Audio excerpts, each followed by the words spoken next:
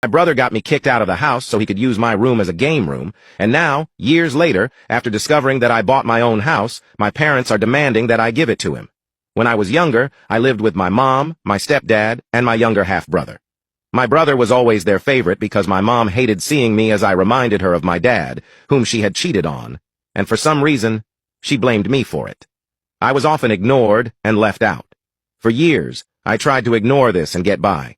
But the situation became unbearable when I was about 14 years old. My brother was spoiled and always got what he wanted. He was really into video games, and over time, he started complaining that the house didn't have enough space for him to have his own game room, something he had seen somewhere and now wanted. My parents then started hinting that I should leave the house so my brother could use my room as his game room.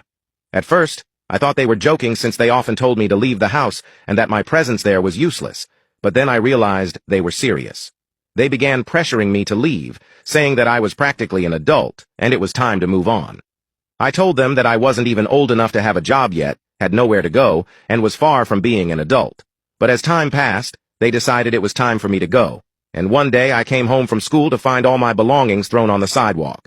It was incredibly tough. I had to go from shelter to shelter until an angel appeared and adopted me. She was a police officer who lived near the shelter where I stayed the most, and we got to know each other.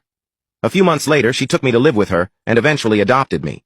Honestly, if it weren't for her, I don't know how I would have managed to move forward. Years went by and I did my best to move on. I worked hard, studied, and saved enough money to buy my own house with my own business. I couldn't have done it without my adoptive mother for sure, as she financed my education and helped me pay to start my business. Now that things were going well for me, I also bought a house for her so she could get out of renting.